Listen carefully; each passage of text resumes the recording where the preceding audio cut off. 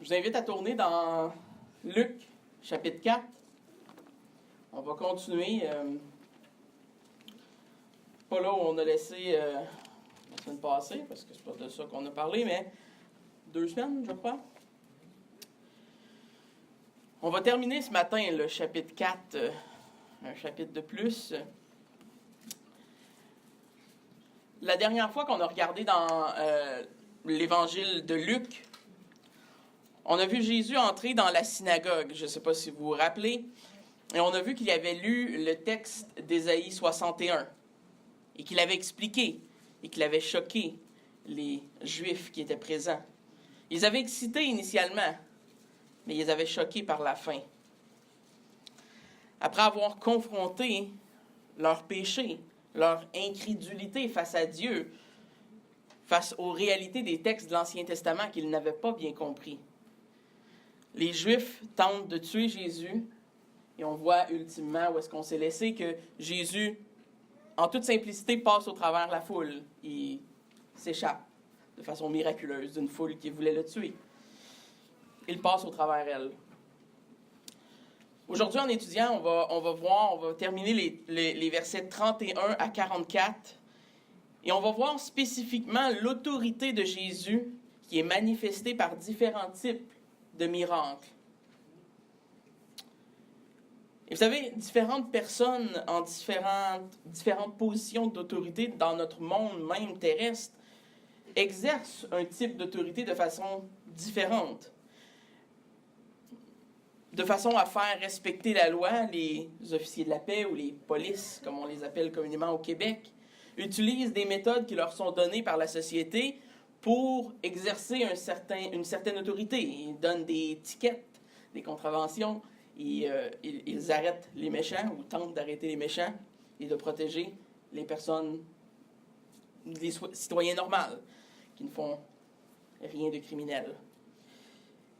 Un général militaire, lui, donne ses ordres et de façon autoritaire, comme une discipline stricte à obéir à ses soldats. Un enseignant, lui, le fait avec ses élèves, en les notant, en disant « ça, c'était pas bon, ça, c'était bon », ou en les envoyant au bureau du directeur quand ils sont tannants. Moi, j'ai jamais été là. Une police... oui, je l'ai déjà dit, excusez. Mêlé dans mes notes. Donc, ce sont quelques exemples qu'on voit dans notre société même de gens qui ont des rôles de dirigeants ou de leaders et qui exercent un type d'autorité ici même sur Terre. Et malgré tout, on voit aussi que leur autorité est extrêmement limitée dans un sens. Ils n'ont pas tout droit. Parfois, on a l'impression qu'ils ont tous les droits du monde, mais ils n'ont pas tout droit. Leur autorité est limitée à un certain domaine, leur domaine. La loi, la fiscalité, les soldats, le règne militaire, etc. Le texte de ce matin répond à une question bien simple. Comment est-ce que Jésus va exercer son autorité durant son ministère terrestre? Et quelle est l'autorité de Jésus? Et comment est-ce qu'elle se manifeste? La manière la plus simple qu'on pourrait s'imaginer qu'une autorité pourrait se manifester, c'est la manière dont Jésus la manifeste. Par le souffle simple de ses paroles, en parlant. Il manifeste son autorité en parlant. Les miracles viennent par l'entremise de sa parole. Sa parole est transmise par l'Esprit Saint qui œuvre au travers de lui, parce qu'on l'a vu précédemment, il était amené au désert, il était rempli de l'Esprit Saint. Et donc, quand il parle, l'Esprit Saint agit de façon miraculeuse au travers de Jésus et produit ces miracles, parce que Jésus a l'autorité de faire ces choses. Et Jésus a autorité dans toute catégorie, contrairement à nous qui sommes limités à un certain domaine d'autorité. Et donc, on remarque rapidement que c'est exactement dans le même contexte que le contexte d'avant, où est-ce qu'on s'était quitté dans Luc 4, qu'on retrouve Jésus, c'est-à-dire dans une synagogue le jour du sabbat. Et vous savez, ça va revenir souvent, ça. Il vient de quitter une synagogue où les citoyens ont fini par essayer de le tuer, frustrés par le jugement que Jésus leur donne à leur égard. Et le voici de nouveau le jour du sabbat. C'est peut-être pas le prochain là, en ordre chronologique, c'est peut-être qu'il y a des semaines qui passent, mais on le retrouve fidèle au poste le jour du sabbat, en train d'enseigner dans les synagogues. La synagogue, dans ce cas-ci, de Capernaum. Et c'est ici, dans le milieu de cette synagogue, que l'on retrouve le premier d'une série de miracles que Jésus va opérer dans la même journée. Une journée qu'on pourrait décrire comme étant très occupée pour Jésus. Après la synagogue, il va y avoir un deuxième miracle qui va se produire dans la maison de Simon. Et ensuite, ça va se poursuivre à la tombée du soleil, c'est-à-dire la nuit. On va lire le texte. On va lire des versets 31 à 37 pour commencer. Il descendit à Capernaum, ville de la Galilée, et il enseignait le jour du sabbat. On était frappé de sa doctrine, car il parlait avec autorité. Il se trouva dans la synagogue un homme qui avait un esprit de démon impur, et qui s'écrie d'une voix forte. « Ah, qu'y a-t-il entre nous et toi, Jésus de Nazareth? Tu es venu pour nous perdre. Je sais qui tu es, le Saint de Dieu. » Jésus le menaça, disant, « Tais-toi et sors de cet homme. » Et le démon le jeta au milieu de l'assemblée et sortit de lui, sans lui faire aucun mal. Tous furent saisis de stupeur. Ils se disaient, les uns aux autres, « Quelle est cette parole? » Il commande avec autorité et puissance aux esprits impurs, et ils sortent. Et sa renommée se répandit dans tous les lieux d'alentour.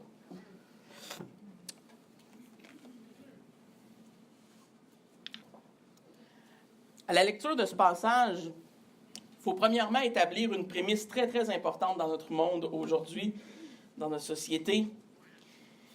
Vous savez, malgré la croyance populaire des gens aujourd'hui, ce serait faux de dire que les écrivains de la Bible attribuaient de façon erronée ou sporadique toutes sortes de maladies mentales qui étaient inconnues à la présence d'esprits mauvaises. Vous savez, c'est un peu la mentalité des gens. Ils vont lire la Bible, ils vont dire, bah, on le sait, là, ils ne savaient pas c'est quoi les maladies mentales, fait que c'était toutes des démons. T'sais.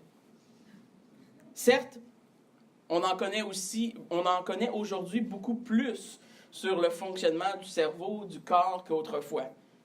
C'est indéniable que la médecine moderne nous a amené cet aspect. Mais ne vous laissez pas berner. Cette connaissance que l'on a, même aujourd'hui, est extrêmement limitée. Et même les plus grands professionnels de notre monde en neurologie comprennent très peu du cerveau humain.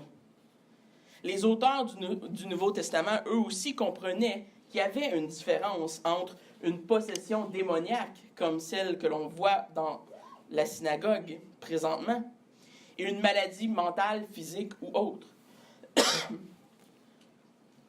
Sans avoir toute la connaissance de la science moderne à ce sujet, les auteurs bibliques comprenaient la distinction qu'il y avait entre une maladie physiologique ou mentale ou une possession démoniaque. La possession démoniaque n'est pas simplement un terme archaïque pour des choses qui ne sont pas comprises par les gens de ce moment-là, des gens qui sont stupides et religieux. C'est un peu comme ça que les gens les décriraient, malheureusement. Et bien que cette position est populaire, la réalité, c'est qu'elle impacte certains milieux du christianisme et les gens se mettent à croire ce genre de choses sur les auteurs du Nouveau Testament. Vous savez, ça vient du fait que souvent les gens de notre société ont tendance à croire qu'ils sont plus intelligents que leurs prédécesseurs. Je vous avoue que j'en suis pas tellement convaincu. Quand on regarde juste en théologie et qu'on regarde les livres de théologie qui sont venus avant nous, on se rend compte que finalement on n'est peut-être pas si intelligent qu'on pensait. Mais bon, la modernité n'est pas un gage d'intelligence en soi. Selon les Écritures, un cas de possession est déclaré quand un être distinct et maléfique, étranger à celui qui possède son corps, prend partiellement ou totalement le contrôle d'un individu. D'ailleurs, quand on va lire, même plus tard, dans ce même texte, à la fin du récit, à la fin de la journée chargée de Christ, les guérisons, il va nommer les guérisons comme étant des malades, la guérison des malades et des démoniaques. Dans la plupart des récits bibliques, en fait, qui concernent ce type de guérison, on retrouve presque toujours cette distinction claire et évidente dans le langage entre la maladie et la possession, ou la délivrance de la possession. Donc, ça nous certifie que Jésus et les apôtres ne sont pas des rétrogrades intellectuels qui affligent les gens vulnérables de leur temps qui avaient des maladies mentales. C'est des vrais cas de possession que la Bible nous parle. Et je vous rappelle également, un petit fait quand même important, que celui qui écrit l'Évangile est notre bon médecin. S'il y avait bien quelqu'un qui était placé pour dire qu'il y avait une distinction entre seulement une maladie mentale ou une maladie physique et une possession démoniaque, ça aurait été Luc. Donc, cet avertissement étant fait, on peut aller de l'avant dans notre texte, ayant cela en tête. Et donc, dans les versets 31 à 37 qu'on vient de lire, on voit le premier miracle que Jésus fait dans cette journée.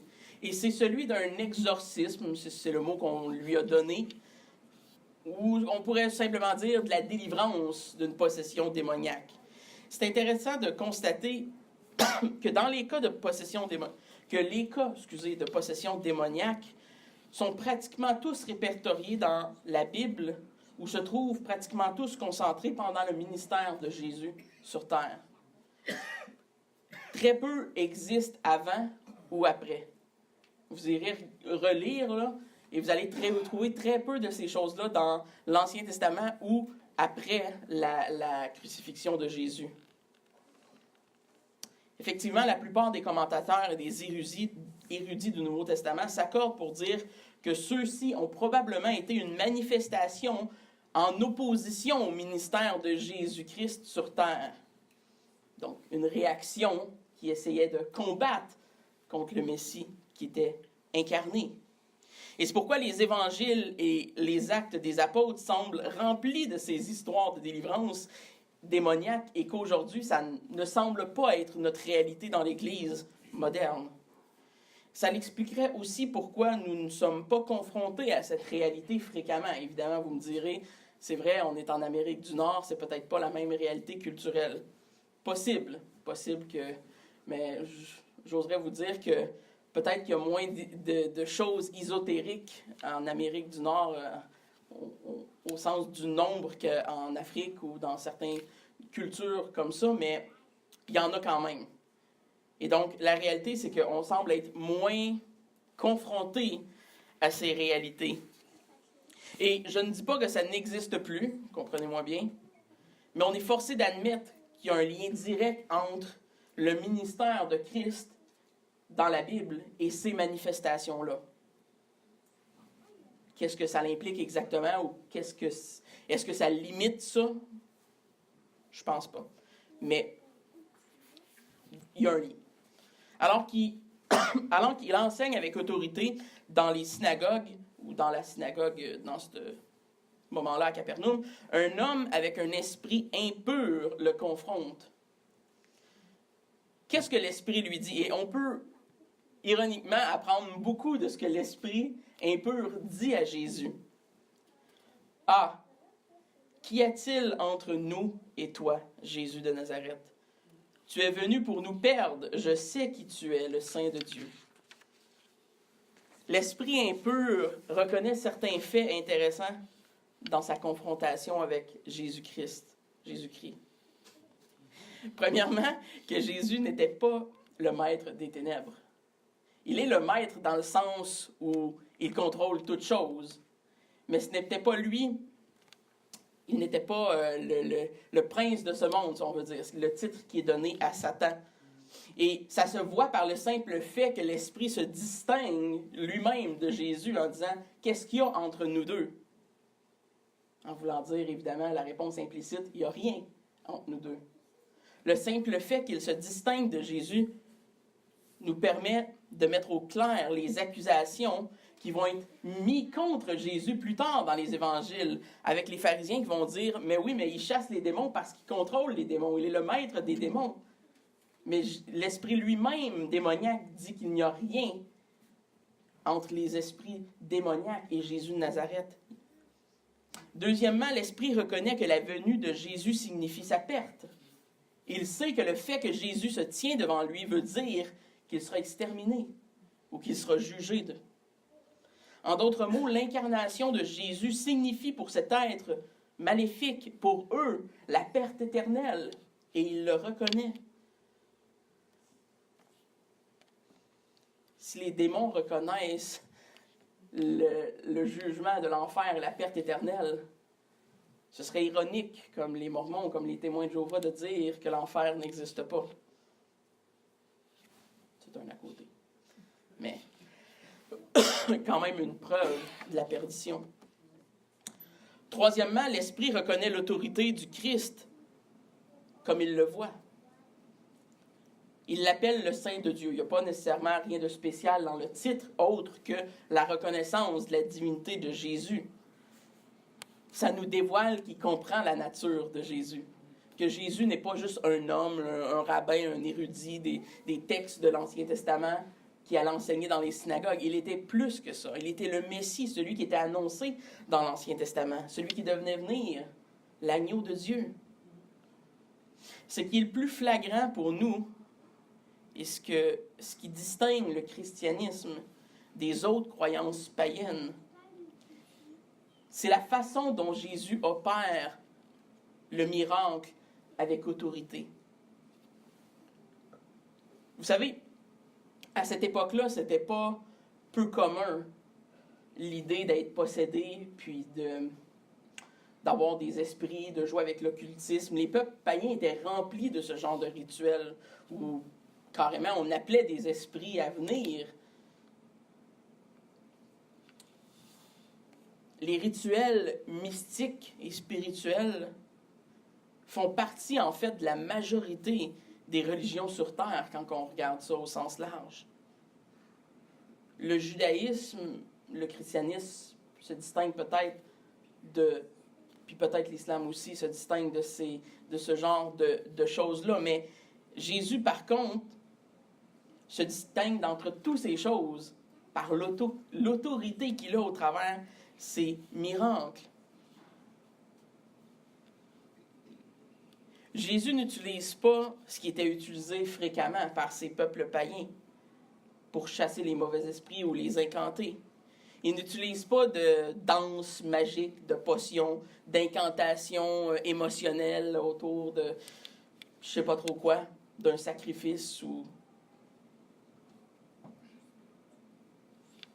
Ce qui faisait partie à ce moment-là de la culture religieuse, de la majorité des religions sur Terre, Jésus s'en distingue par la simplicité de l'autorité qu'il a par la simple parole, par le souffle de sa bouche. Comment le premier miracle s'opère-t-il? Par la simple mais efficace parole de Jésus elle-même et simplement. Jésus parle, l'esprit impur quitte. Il n'y a pas d'incantation, il n'y a pas de rituel, il n'y a pas de danse, il n'y a pas de choses bizarres et mystiques. Jésus parle, l'esprit obéit. C'était du jamais vu à l'époque. Pour vous, ça semble peut-être c'est comme normal, tu sais. Mais c'était du jamais vu. C'était pas comme ça que les choses mystérieuses, religieuses se faisaient à l'époque. C'est même pas comme ça qu'ils se font encore aujourd'hui. Dans la plupart des sectes ou des religions païennes qu'on peut voir à travers le monde, il y a encore cet aspect, cette notion d'incantation ou de parler, de témoigner avec les esprits pour essayer d'émotionnellement connecter l'homme avec le spirituel. Mais ce n'est pas comme ça que Jésus opère. Et on voit au travers ça que Jésus a l'autorité et la puissance de contrôler les choses spirituelles autour de lui par sa parole seule. Il n'y a donc pas de cérémonie de transe, de folie, une parole d'autorité calme et sereine. C'est ce qu'on décrirait comme étant un vrai miracle. il parle à l'esprit impur, lui dit de quitter le corps, et l'esprit impur quitte le corps. Et l'homme est délivré.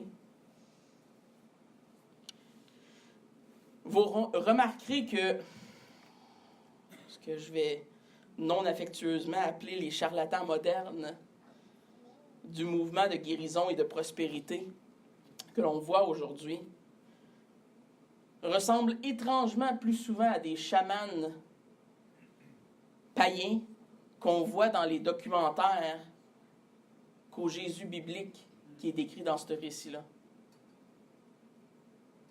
Les films d'Hollywood nous ont inculqué malheureusement à une bien mauvaise théologie de la délivrance démoniaque. En pratique, c'est tout autre chose. C'est intéressant de constater que tout comme dans l'histoire précédente, Luc fait ressortir que la réaction de la foule, c'est d'être impressionné. Ils sont impressionnés, ils sont stupéfaits, que ça nous dit. C'est-à-dire qu'ils ont de la difficulté à croire ce qui vient de se passer.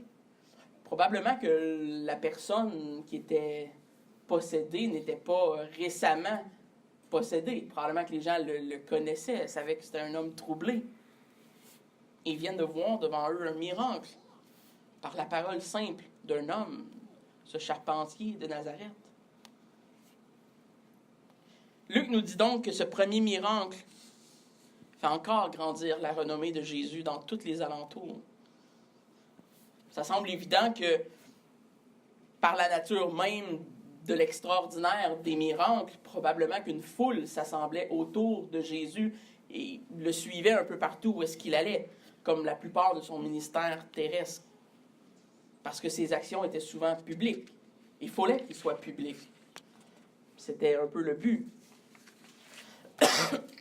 En fait, les miracles du ministère de Jésus ne sont pas seulement faits par hasard, vous savez. Ils ont un but bien précis. Ils sont, premièrement, un accomplissement de certaines promesses qui étaient faites par rapport au Messie dans l'Ancien Testament, mais aussi une preuve visible de son autorité ici sur terre, son autorité messianique. Qu'est-ce qui l'aurait distingué sinon juste d'un rabbi?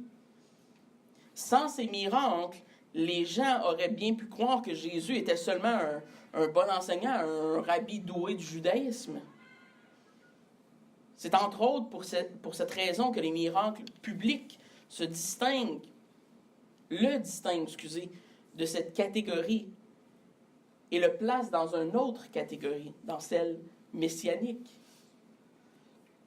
S'il a autorité pour faire plier à sa volonté les forces du mal et de délivrer un homme possédé par sa simple parole, sans aucun froufrou moderne et mystique typique de la religion païenne qui était dans cette culture,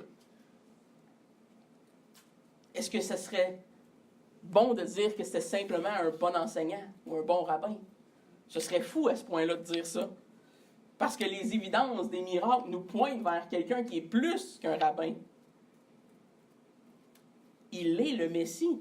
Il a l'autorité que le Messie devait avoir. Et ça m'amène une question qui n'est pas textuellement liée au texte, mais je sais que je vais y répondre parce que je sais que la plupart d'entre vous sont soit posé la question ou quelqu'un vous a posé la question un jour à savoir, est-ce qu'un chrétien peut être possédé? Ou est-ce qu'on devrait encore aujourd'hui pratiquer de tels exorcismes que l'on voit dans les actes, dans le ministère de Jésus, etc.? La réponse rapide serait non et non. Mais je vais expliquer un peu. Je vais expliquer quand même courtement, là, mais j'ai jugé bon de le faire parce que je sais que c'est probablement quelque chose auquel vous avez été confronté un jour ou l'autre, ou que vous allez l'être par quelqu'un d'autre, ou par vous-même.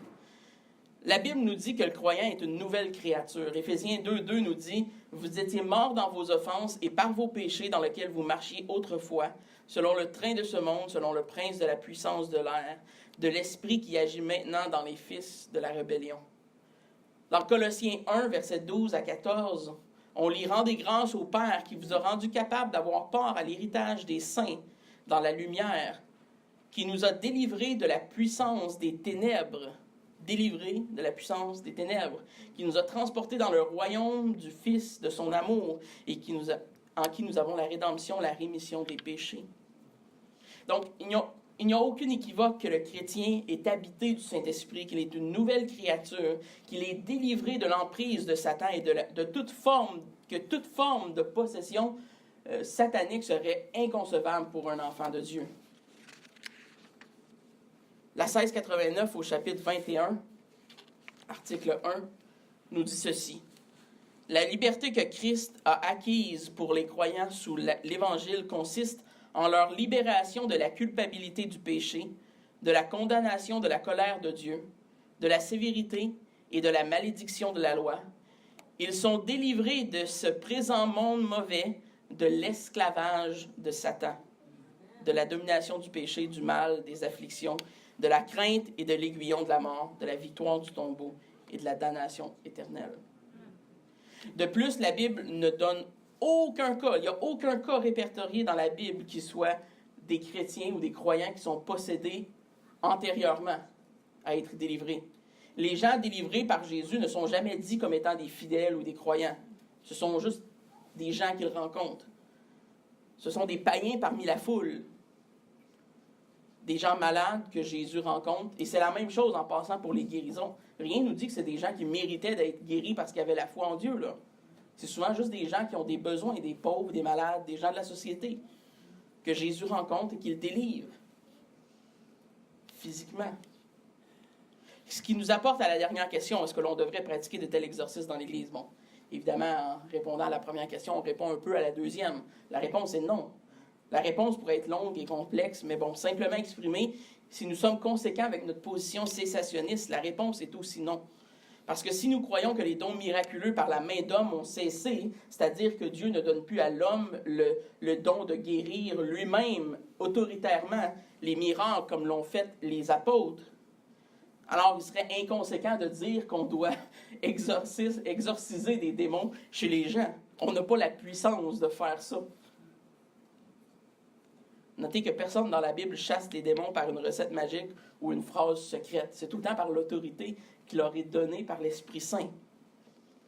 Ils le font par l'autorité de la parole par l'autorité divine de Dieu lui-même, par le don miraculeux qui leur est donné d'avoir à ce moment-là dans le contexte apostolique. Donc, je n'ai pas l'intention de défendre la cessation des dons ce matin, ce n'est pas le but du texte. On va y arriver de toute façon éventuellement. Mais j'espère cependant que la courte réponse là, vous donne un peu ce à quoi réfléchir et dans le cadre, d'avoir un certain cadre biblique la prochaine fois que quelqu'un vous posera une question concernant ces choses.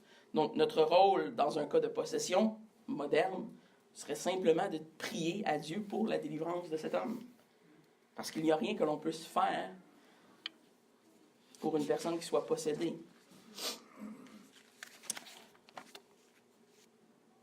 Outre prier, évidemment. Donc, continuons dans notre texte. On va lire les versets 38 et 39.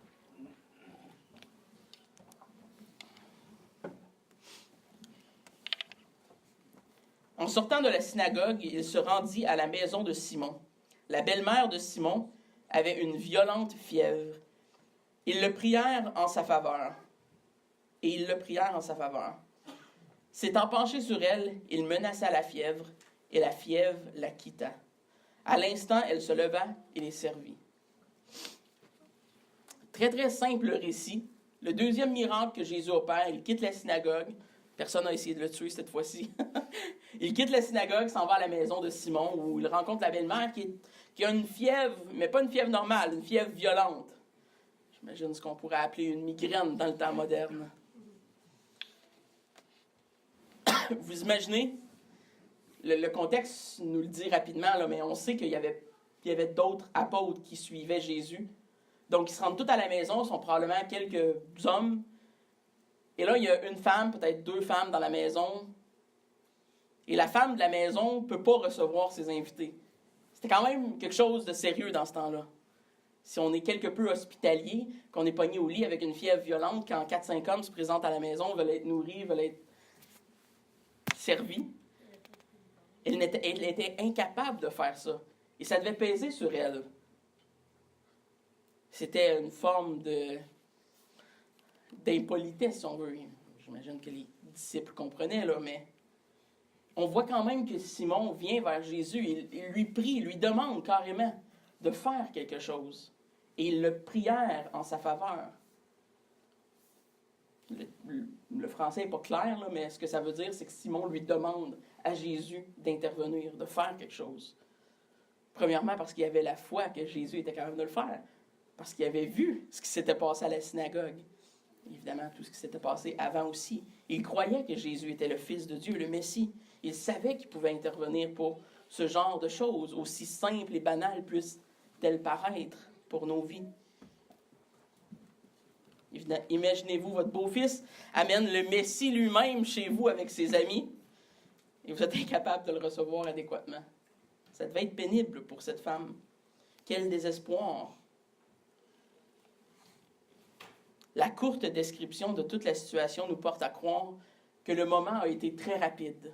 Simon lui a demandé, Jésus s'est penché sur la belle-mère, a menacé la fièvre est partie.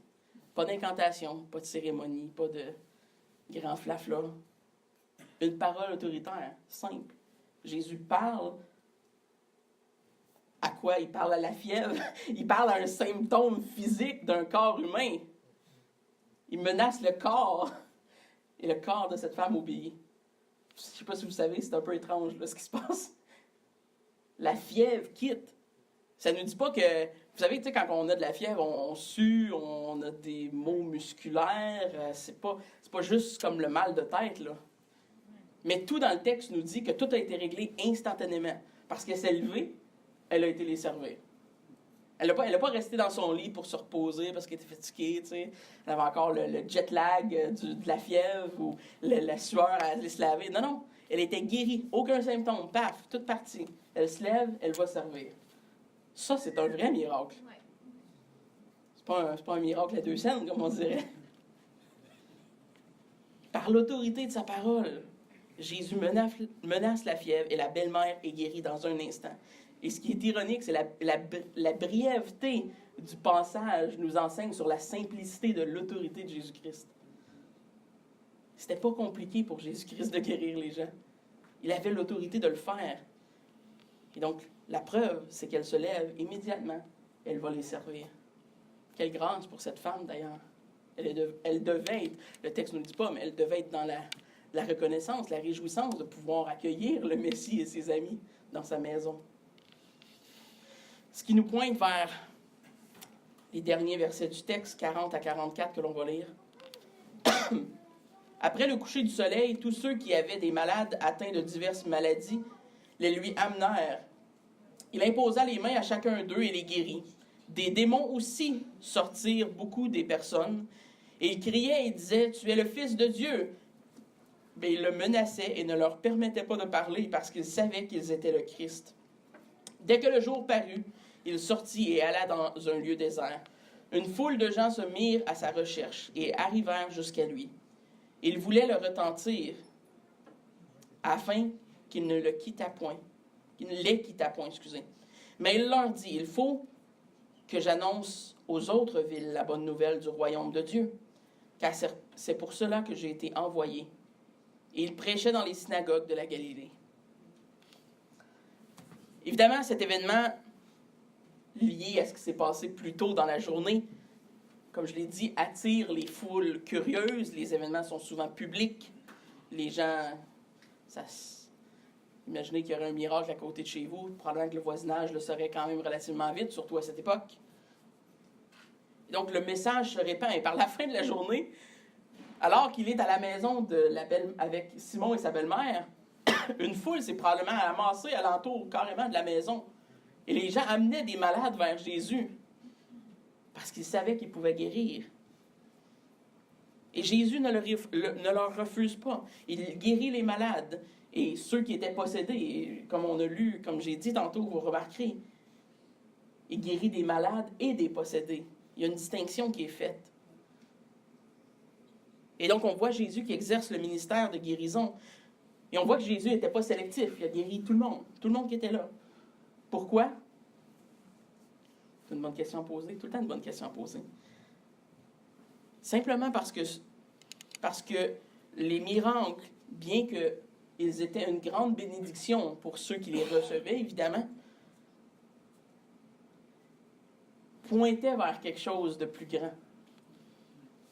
Ils n'étaient pas une fin en soi. La vraie guérison est celle de l'âme. Et ultimement, c'est ce vers quoi les miracles de Jésus pointent tous. Les miracles que Jésus accomplit sur terre démontrent son autorité haut et fort et de façon publique. Elles démontrent que Jésus-Christ est le Fils de Dieu, le Messie attendu, avec l'autorité qui est attachée à ce titre et qu'il a l'assistance du Saint-Esprit pour accomplir la mission qu'il venait faire sur terre, la mission que le Père lui avait donnée. Et bien que la guérison terrestre soit bonne pour les hommes de la terre qui ont vu Jésus et qui ont été guéris, elles ne sont qu'un symbole partiel de ce qui attendait les croyants après la résurrection de Jésus-Christ. Il faut voir au-delà des miracles que Jésus fait là. Nous sommes, par le sang de Christ, éternellement guéris de la plus grande maladie qui atteint l'homme, c'est-à-dire le péché. On voit donc au travers les différents miracles du ministère de Jésus l'attestation qu'il a toute autorité dans les cieux et sur la terre, mais aussi qu'il prépare la voie du salut. Dans les versets 43 à 44, on voit que Jésus se retire seul après toute cette journée un peu folle. Et le texte ne nous dit rien sur la fatigue de Jésus. Il ne se retire pas parce qu'il est fatigué. Il n'arrête pas parce qu'il est fatigué. Qu'est-ce que le texte nous dit? Quelle est la raison qu'il se retire? Il faut que j'arrête parce qu'il faut que je parle de la bonne nouvelle du royaume de Dieu ailleurs. C'est pour ça que j'ai été envoyé.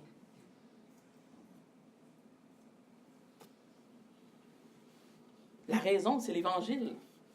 La raison que Jésus arrête de faire des miracles, c'est parce qu'il faut qu'il continue à aller prêcher le royaume de Dieu. Et que les miracles étaient juste un instrument pour démontrer, pour pointer vers le plus grand miracle, le seul miracle qui avait de l'importance.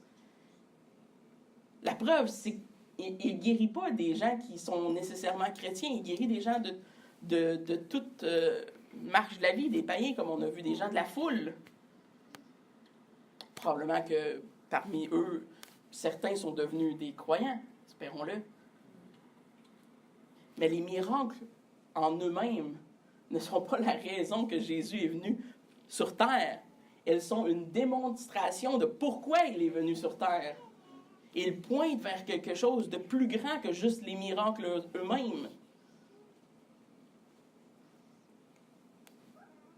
Jésus doit aller annoncer la bonne nouvelle du royaume de Dieu à d'autres gens ailleurs, dans d'autres villes. Et le texte finit en nous disant qu'il prêchait dans les synagogues de la Galilée. Vous savez, c'est simple, mais ça nous donne le focus, la centralité de ce que Jésus était venu faire. Pour Jésus, c'est clair que les miracles qu'ils opéraient étaient comme... C'était un à côté qui était nécessaire pour prouver sa propre autorité en tant que Messie et pour pointer vers quelque chose qu'il allait faire lui-même. Parce qu'il savait que, ultimement, sa mort et sa résurrection pointeraient vers le plus grand miracle, le seul miracle qui était nécessaire. Vous avez tous ces gens que Jésus a guéris physiquement, qui a délivré de possession. S'ils n'ont pas reçu le plus grand miracle, vont quand même être en enfer, là. La délivrance terrestre que Jésus leur a donnée était rien en elle-même. Elle n'était rien, elle pointait vers quelque chose.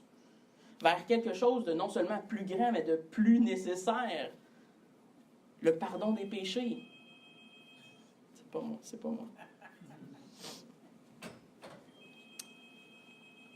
Et je vous dirais que c'est la raison pour laquelle, quand l'Église moderne, aujourd'hui, commence à centrer son organisation et son message autour de ces fameux dons miraculeux, qu'elle attire les gens par le sensationnalisme de la chose, le spectaculaire de la foi chrétienne, elle fait grandement fausse route.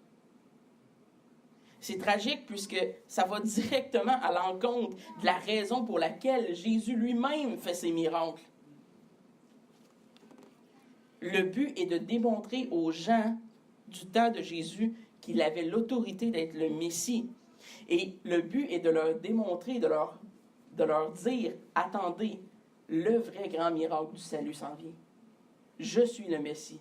Je vais amener la rédemption de mon peuple. De chercher des miracles temporaires, terrestres, c'est ironiquement de ne pas comprendre la raison d'être des miracles dans la parole de Dieu. Vous voyez, quand on recherche seulement les miracles, on recherche malheureusement juste le petit lait, comme Paul l'appellerait. On ne cherche pas ce qu'il y a de meilleur. On ne cherche pas ce vers quoi les miracles pointaient tous. On cherche ce qui est temporaire au lieu de chercher ce qui est éternel. Et ce n'est pas pour dire que Jésus ne fait pas de miracles encore aujourd'hui. Évidemment qu'il en fait encore. Mais des milliers de chrétiens, malheureusement, aujourd'hui, sont bernés et passent à côté de ce qui compte vraiment, parce qu'ils sont trop occupés à rechercher ce qui épate la galerie sur terre et ce qui divertit ou ce qui nous met en moment d'extase émotionnelle sur le coup. Le miracle, qui est tristement le moins recherché souvent dans ces mouvements populaires, c'est celui du salut. Et pourtant, c'est le plus grand miracle qui est donné à l'homme. C'est le miracle qui pointe vers quel tous ces petits miracles terrestres de Jésus pointent. Tous ces miracles n'auraient aucun impact, aucune signification si Jésus-Christ n'était pas mort et ressuscité à la croix. Le miracle ultime vers lequel tous les miracles de Jésus-Christ pointent, c'est le salut. L'autorité du Fils de Dieu est indéniable dans ces passages. Les œuvres miraculeuses qu'il accomplit démontrent qu'il avait l'autorité nécessaire pour déclarer ce qu'il a déclaré dans le verset avant, dans Ésaïe 61, « Je suis cet homme, je suis le Messie. Et regardez, j'ai l'autorité de le faire. Je vais faire des miracles devant vous. Je vais guérir des malades. Je ne vais pas régler des courbatures de dos et des jambes plus longues, là, comme on voit souvent aujourd'hui. Là. Non, je vais guérir des aveugles comme ça. Je vais guérir de la fièvre comme ça. Je vais délivrer des possédés comme ça. Parce que par ma parole, je le dis, puis ils partent. Pas, je vais faire des prières, puis je vais imposer les mains pendant 3 heures à une réunion émotionnelle dans un centre rempli de personnes, puis on va tous me regarder, puis finalement, je vais dire à une dame qu'elle a plus le cancer, puis la dame va avoir le cancer encore. Parce que vous savez, ça arrive extrêmement souvent, ça. Et c'est non seulement triste, c'est grave. C'est une fausse compréhension de l'Évangile. Et c'est de berner les gens par ce qui n'est pas important. Quand on recherche juste ce qui est ici sur terre, qui est temporaire, ce qui tape à l'œil, on oublie ce qui est le plus important. Bien que Jésus aime faire du bien et aime guérir les gens qui sont en besoin, qui sont apportés vers lui, son cœur, et on le voit dans les versets 43 et 47, son cœur est tout entier à l'Évangile. La mission de Jésus-Christ, c'est d'annoncer le royaume de Dieu. Et les miracles font partie de ça, mais ils ne sont pas une fin en soi. Il faut aussi que j'annonce aux autres villes la bonne nouvelle du royaume de Dieu. Car c'est pour cela que j'ai été envoyé. Il doit, c'est une nécessité, il faut qu'il annonce la bonne nouvelle, parce que c'est ça son vrai objectif, sa vraie mission. Et comment est-ce qu'il s'y prend? Il continue à prêcher le royaume de Dieu dans d'autres synagogues. Il continue à prêcher les Écritures, à enseigner les Écritures dans les synagogues. Ce texte est à la fois une démonstration un peu de la folie des églises modernes, malheureusement, de nos jours, et de leur message qui est centré sur ce qui est temporel, mais aussi un simple rappel que notre mission, aussi nous comme surintendants, comme administrateurs de Dieu sur terre ici, c'est aussi d'annoncer la bonne nouvelle du royaume. Ben, dans notre cas, la bonne nouvelle de l'Évangile, parce que le royaume, il est présent. Il est venu, là. Jésus-Christ est mort. L'Église entre dans une nouvelle ère à ce point-là. Et nous sommes sur terre le royaume de Dieu, qui va se concrétiser éternellement dans l'éternité, à la consommation finale. C'est glorieux quand même comme message. Prions.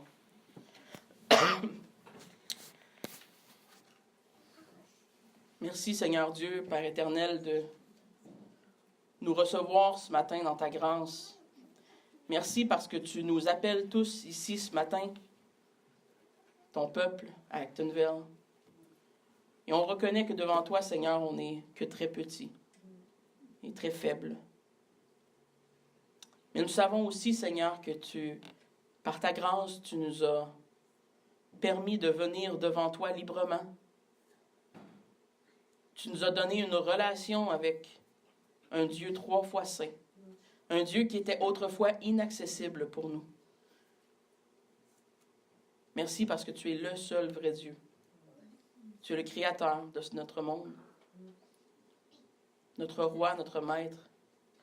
Et on veut te louer, Seigneur, t'adorer. Nous voulons ce matin te demander que tu mettes en nos cœurs ce même désir qui était dans le cœur de ton Fils sur terre, de témoigner de la bonne nouvelle de l'Évangile. Non pas parce qu'il est temporel, parce qu'il frappe à l'œil, mais parce qu'il est éternel. Ton grand salut, ta rédemption des péchés. Merci parce que tu nous as aimés, parce que tu nous as sauvés et guéris de la plus grande maladie de notre âme, de notre péché. Amen.